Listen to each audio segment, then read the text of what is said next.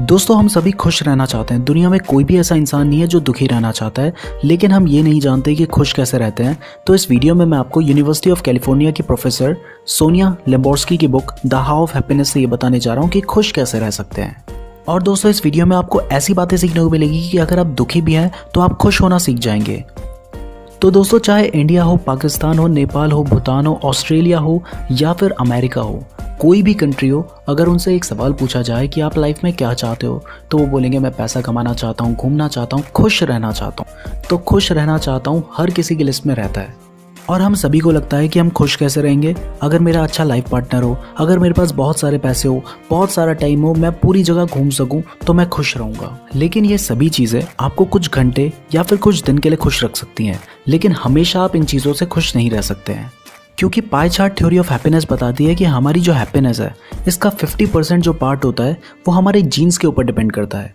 आपने देखा होगा कि कुछ लोग बहुत जल्दी दुखी हो जाते हैं और कुछ लोगों के साथ कुछ भी घटना हो जाए वो इतना ज़्यादा जल्दी दुखी नहीं होते, हार नहीं मानते। क्योंकि आपके जो जीन्स है वो हैप्पी जीन्स हैं, तो आप अपने जीन्स को चेंज नहीं कर सकते, तो इस चीज़ के ऊपर आप कुछ नहीं कर सकते। बाकी जो आपकी 50% हैप्पीनेस है उसमें 10% हैप्पीनेस एक्सटर्नल सर्कमस्टेंसेस के ऊपर डिपेंड करती है। एक्सटर्नल सर्कमस्टेंसेस का मतलब है आप अमीर हैं या गरीब हैं, हेल्दी है या अनहेल्दी हैं, हैंडसम है या फिर अगली हैं, या फिर आपके पार्टनर के साथ अच्छी रिलेशनशिप है या बुरी रिलेशनशिप है। ये सारे एक्सटर्नल सर्कमस्टेंसेस है और इसके ऊपर आपकी सिर्फ 10% हैप्पीनेस डिपेंड करती है, लेकिन हम सबसे ज़्यादा ध्यान इसके ऊपर देते हैं। अब हमारी जो 40% हैप्पीनेस है जिसको ईजिली हम चेंज कर सकते हैं और खुश हो सकते हैं, वो डिपेंड करती है इंटेंशनल एक्टिविटी के ऊपर। हमारी जो 10% हैप्पीनेस थी एक्सटर्नल सर्कमस्टेंसेस वाली, इसको हम चेंज नहीं कर सकते आसानी से, बहुत वक्त लगता है अपने सर्कमस्टेंसेस को चेंज करने के लिए। और आपकी जो 50% हैप्पीनेस है जो आपके जीन्स के ऊपर डिपेंड करती है, उसको आप चेंज नहीं कर सकते। तो आपका जो मेन कंट्रोल होना चाहिए वो आपकी इंटेंशनल एक्टिविटी के ऊपर होना चाहिए। इंटेंशनल एक्टिविटी का मतलब है आप क्या सोचते हैं और किस तरह से बिहेव करते हैं। खुशी इस बात पे डिपेंड नहीं करती कि आपके पास कितना पैसा है या फिर आप कितने अच्छे दिखाई देते हैं। खुशी इस बात पे डिपेंड करती है कि आप किस तरह से बिहेव करते हैं। एक 8-10 साल का बच्चा आपको सबसे ज़्यादा खुश नज़र आएगा, भले ही वो अच्छा ना दिखाई देता हो, भले ही वो गरीब फैमिली का हो, लेकिन वो किसी भी अमीर इंसान से या फिर किसी हैंडसम इंसान से ज़्यादा खुश आपको नज़र आएगा। वो इसलिए क्योंकि उसका जो बिहेवियर है वो लाइट बिहेवियर है किसी भी सिचुएशन को लेकर। और आपने ये भी देखा होगा कि कोई भी छोटा बच्चा अगर गिर जाता है, उसको चोट लग जाती है, तो थोड़ी देर वो रोएगा, लेकिन उसके बाद फिर वो दुनिया का सबसे खुश इंसान बन जाता है। तो इसकी वजह यही है कि उसका जो बिहेवियर है और उसकी जो इंटेंशनल एक्टिविटी है उसका उसके ऊपर कंट्रोल है। हो सकता है दोस्तों आपको मेरी इस बात पे डाउट हो रहा होगा कि हमारे जो एक्सटर्नल सर्कमस्टेंसेस हैं वो सिर्फ 10% मैटर करते हैं। तो दोस्तों इस चीज़ को क्लियर करने के लिए मैं आपको बता देना चाहता हूँ कि एक थ्योरी है, थ्योरी ऑफ हिडोनिक अडेप्टेशन। दोस्तों इस थ्योरी को हमने सबसे ज़्यादा फील किया है प्रैक्टिकली। हिडोनिक अडेप्टेशन कहता है कि एक चीज़ जब आपके पास नई नई आती है तो कुछ टाइम तक आप उसको उस चीज़ों से खुशी मिलती है, लेकिन बाद में वो चीज़ें आपकी लाइफ में नॉर्मल बन जाती हैं। जैसे कि आपने नया नया फ़ोन ख़रीदा होगा तो आपको बहुत ज़्यादा खुशी हुई होगी कि वाह मैंने फ़ोन ख़रीद लिया, मज़ा आ गया, लेकिन कुछ टाइम बाद वो चीज़ आपकी लाइफ में बहुत नॉर्मल बन गई और अब आपको वो खुशी नहीं मिलती उस फ़ोन के होने से। तो ये थ्योरी है, थ्योरी ऑफ हिडोनिक अडेप्टेशन। तो अगर इसी तरह आपके सर्कमस्टेंसेस चेंज हो जाते हैं, आप अमीर बन जाते हैं या फिर आपकी पर्सनैलिटी बहुत अच्छी हो जाती है, तो थोड़े दिन आपको बहुत खुशी मिलेगी, लेकिन उसके बाद वो सब आपकी नॉर्मल लाइफ में आ जाएगा। और अगर आप दुखी रहने वाले इंसान हैं तो आप दुखी ही रहेंगे। अब मैं आपको एक चीज़ क्लियर कर देना चाहता हूँ कि ये जो हिडोनिक अडेप्टेशन है ये नेगेटिव नहीं, ये पॉजिटिव चीज़ है। क्योंकि अगर आपके साथ कभी कोई घटना हो जाती है तो उस टाइम आपको बहुत ज़्यादा दुख हो जाता है, लेकिन अगर ये हिडोनिक अडेप्टेशन ना हो तो आप हमेशा दुखी रहेंगे। इस हिडोनिक अडेप्टेशन की वजह से आप बाद में नॉर्मल हो जाते हैं। सो दोस्तों अब आपको क्लियर हो गया होगा कि आपकी जो हैप्पीनेस है वो सिर्फ 10% आपके एक्सटर्नल सर्कमस्टेंसेस के ऊपर डिपेंड करती है और 40% आपके बिहेवियर और आपकी इंटेंशनल एक्टिविटी के ऊपर डिपेंड करती है।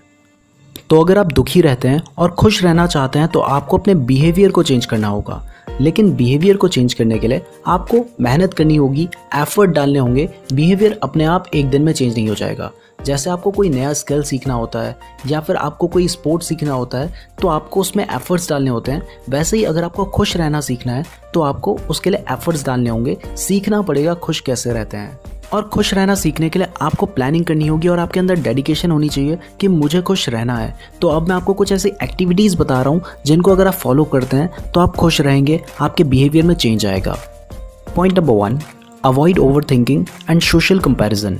दोस्तों अगर आप बहुत ज़्यादा सोचते हैं, हद से ज़्यादा सोचते हैं और अपने सोशल स्टेटस को दूसरों के साथ कंपेयर करते हैं कि उन्होंने कार खरीद ली और हमने अभी तक स्कूटी भी नहीं खरीदी, तो इस वजह से आप बहुत ज़्यादा दुखी हो सकते हैं। तो आपको ओवर थिंकिंग की आदत को कम करना होगा। इसके लिए आपको हेल्दी डिस्ट्रैक्शंस करने चाहिए, वो डिस्ट्रैक्शन जो आपकी हेल्थ के लिए अच्छे हैं, जो आपके माइंड के लिए अच्छे हैं। जैसे आपने अभी ये वीडियो देखी, तो इससे आपका थोड़ी देर माइंड थोड़ा सा अच्छा फील करेंगे आपका माइंड गलत जगहों से थोड़ा सही जगह पे आएगा।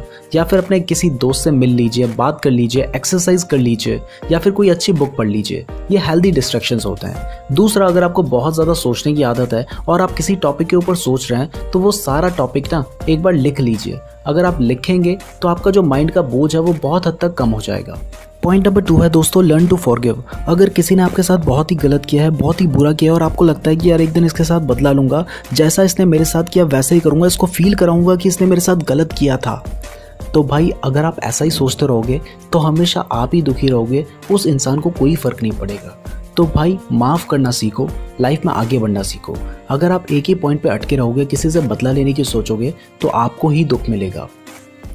Point number 3, practice mindfulness. एक स्टडी हुई थी यूनिवर्सिटी ऑफ रॉचेस्टर में, जिसमें उन्होंने फोकस किया था उन लोगों के ऊपर जिनकी माइंडफुलनेस ज़्यादा थी। माइंडफुलनेस का मतलब है कि जो बहुत ज़्यादा अटेंटिव थे, जिनका कंसंट्रेशन अच्छा था। तो उन्होंने ये पाया कि इस तरह के लोग ज़्यादा खुश थे और उनकी मेंटल हेल्थ ज़्यादा अच्छी थी। तो अगर आप भी माइंडफुलनेस करते हैं, यानी कि हर काम अटेंटिवनेस के साथ करते हैं, कंसंट्रेशन के साथ करते हैं, तो आप ज़्यादा खुश रहेंगे। और इस तरह की प्रैक्टिस करने के लिए आप मेडिटेशन कर सकते हैं, लेकिन मेडिटेशन बहुत ही कम लोग कर पाते हैं और आपको टाइम निकालना भी बहुत मुश्किल होता है। तो आप जो भी काम करते हैं उस काम को पूरी अटेंटिवनेस के साथ करें, कंसंट्रेशन के साथ करें। अगर नहाते हो तो भाई पूरी कंसंट्रेशन के साथ नहाओ, खाते हो तो पूरे कंसंट्रेशन के साथ खाओ, जो भी काम करते हो पूरे कंसंट्रेशन के साथ करो। Point number 4, practice optimism. दोस्तों 2 तरह के लोग होते हैं, एक होते हैं आशावादी, दूसरे होते हैं निराशावादी। अगर आप खुश रहना चाहते हैं तो आपको आशावादी बनना पड़ेगा, आपको होपफुल बनना पड़ेगा। अगर आप होपलेस बनेंगे तो आपकी लाइफ में आपका कोई एम नज़र नहीं आएगा। आप जो भी काम करने की सोचेंगे आप पहले ही डिसअपॉइंटेड हो जाएंगे कि ये काम सही से नहीं होगा। तो आपको होपलेस नहीं होना है, होपफुल होना है। आपको सोचना है कि आप जो भी काम कर रहे हैं उसका पॉजिटिव इम्पैक्ट होगा। Point number 5, have a project. दोस्तों 1932 में एक ऑस्ट्रेलियन साइकेट्रिस्ट थे डब्ल्यू बैरन वॉल्फ। उन्होंने ऑब्जर्व किया कि उनके पास जितने भी क्लाइंट्स आते थे जो कि दुखी होते थे, उनका कोई एम नहीं होता था, उनका कोई गोल नहीं होता था, इस वजह से वो दुखी थे।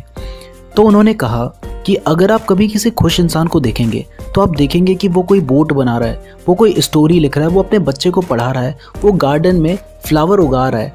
लेकिन अगर आप किसी दुखी इंसान को देखेंगे तो आप देखेंगे कि उसका कोई गोल ही नहीं है। तो अगर आप खुश रहना चाहते हैं तो अपनी लाइफ का एक पर्पस ढूंढिए और उसके ऊपर काम कीजिए। ये पर्पस, ये गोल, ये प्रोजेक्ट आपकी हेल्प करेगा आपको आगे बढ़ने में और आपको खुश रहने में। Point number 6, take care of your body.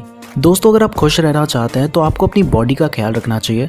Physical और मेंटल दोनों तरह की बॉडी का आपको ख्याल रखना चाहिए। आपको माइंड का ख्याल रखना चाहिए मेडिटेशन करके, कंसंट्रेशन करके और अपने माइंड को ओवर थिंकिंग से बचाकर। और आपको अपनी फिजिकल बॉडी का भी ध्यान रखना चाहिए, आपको अपनी हेल्थ का ध्यान रखना चाहिए, एक्सरसाइज करनी चाहिए। इससे आप ज़्यादा खुश रहेंगे। और दोस्तों सबसे ज़्यादा ज़रूरी है कि आपको एक अच्छे इंसान की तरह, खुश इंसान की तरह बिहेव करना चाहिए, एक्ट करना चाहिए कि आप खुश हैं। जब आप सोच लेंगे कि आप खुश हैं तो आपको फील होगा कि हाँ यार मैं खुश हूँ, धीरे धीरे आपको खुशी फील होने लगेगी। और अगर आप इस चीज़ के ऊपर ध्यान ही नहीं देंगे, अकेला फील करेंगे, तो आपको दुख होगा ही। नाउ दोस्तों मैं आपको शॉर्ट में एक बार सब कुछ बताऊंगा, लेकिन उससे पहले मैं आपसे रिक्वेस्ट करना चाहता हूं कि अगर आप इस तरह की और वीडियोस देखना चाहते हैं तो हमारे चैनल को सब्सक्राइब करने के बाद बेल नोटिफिकेशन को प्रेस करके ऑल पे क्लिक कर लीजिएगा, ताकि आपको हमारी सभी वीडियोस के नोटिफिकेशन मिल सके। वीडियो अच्छी लगी है तो लाइक ज़रूर कीजिएगा। सो दोस्तों मैंने आपको बताया था कि अगर आप खुश रहना चाहते हैं तो आपकी जो खुशी है वो 50% डिपेंड करती है आपकी जीन्स के ऊपर, आपकी 10% खुशी डिपेंड करती है आपकी एक्सटर्नल सिचुएशंस के ऊपर, आपकी जो 40% खुशी है वो डिपेंड करती है कि आप किस तरह से बिहेव करते हैं और किस तरह से सोचते हैं। तो आपको सबसे ज़्यादा ध्यान इसी चीज़ के ऊपर देना है और इसी चीज़ से आप खुश रह सकते हैं हमेशा के लिए, क्योंकि आपकी जो एक्सटर्नल सर्कमस्टेंसेस हैं ये आपके हीडोनिक अडेप्टेशन की वजह से, अगर आपके सर्कमस्टेंसेस चेंज भी हो जाते हैं तब भी आपके जो एक्सटर्नल सर्कमस्टेंसेस हैं इनकी वजह से आप ज़्यादा वक्त तक खुश नहीं रह सकते। लेकिन आपका जो बिहेवियर है इससे आप हमेशा खुश रह सकते हैं। तो आपको सबसे ज़्यादा फोकस देना अपने बिहेवियर के ऊपर। जो भी आपके साथ घटना हुई है उस पर आप किस तरह से बिहेव करते हैं ये सबसे ज़्यादा ज़्यादा इंपॉर्टेंट होता है। तो अगर आप खुशी को, हैप्पीनेस को बाहर की मटीरियलिस्टिक चीज़ों में ढूंढ रहे हैं तो आप गलत जगह पे हैप्पीनेस को ढूंढ रहे हैं। आपको अपने बिहेवियर में चेंज करना होगा, तभी आप हैप्पी रह पाएंगे। और जब आप हैप्पी रहेंगे तो आपकी हेल्थ अच्छी रहेगी, आपकी प्रोडक्टिविटी इंप्रूव होगी, आपकी परफॉर्मेंस भी इंप्रूव होगी। धन्यवाद।